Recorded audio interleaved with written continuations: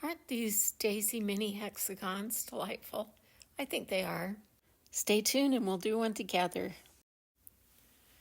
For these hexies, I used 3 colors: an ivory color, a yellow color, and a rose color, plus a crochet hook in size I or 6 millimeters. I'm starting with a magic circle, but you can use any method you want. We just need to have 12 double crochets in a ring. Once I have my ring created, I'm going to show you a different method of creating the first double crochet. Make a single crochet in the ring and then insert your hook into that vertical loop right there. Pull up a loop, yarn over, pull through 2, and this is the same height as a double crochet. It's a stacked single crochet or 2 single crochets on top of each other. That counts as our first double crochet. Now we'll put 11 more double crochets into the ring.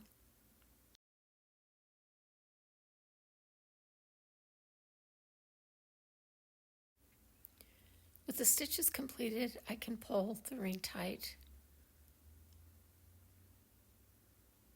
and join with the slip stitch into that top of that first stitch.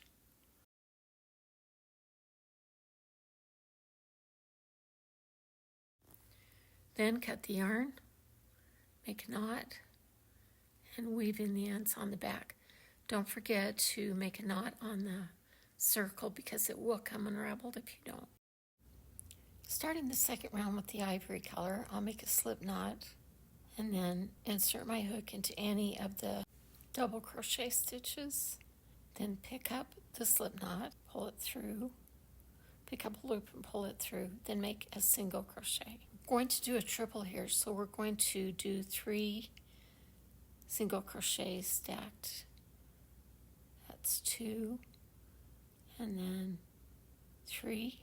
That will bring us up to the height of a triple crochet, and that will count as the first triple crochet.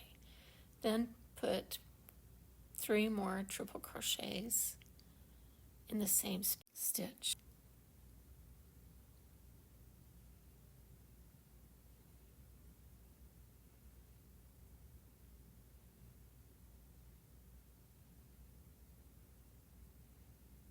Remove your hook, then insert your hook into the top of the first stitch and then into the loop that you just dropped a second ago.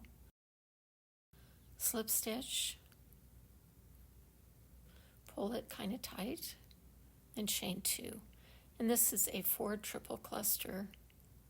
Let's do the same thing in the next stitch and hold your white yarn on the back so it will be tucked in. You won't have to weave it in later. 4 triple crochets into the stitch.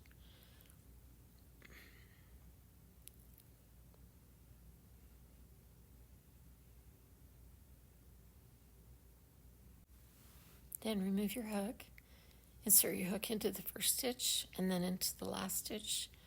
Pull the loop through and chain 2. That's the second cluster. And repeat that all the way around. This is what it should look like at the end of this round. Make sure you got 12 clusters, otherwise the border won't work right.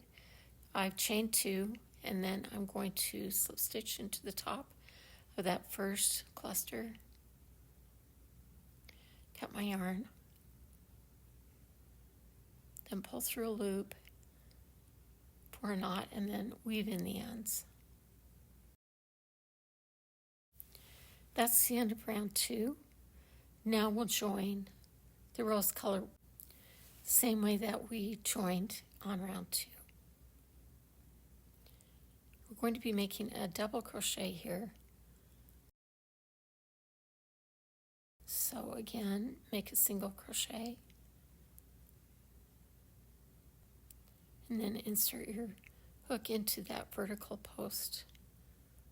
Pull up a loop, yarn over, pull through 2, and that will get us up to the height of a double crochet. Then 2 more double crochets in the same space. chain 2, and 3 more double crochets in the same space.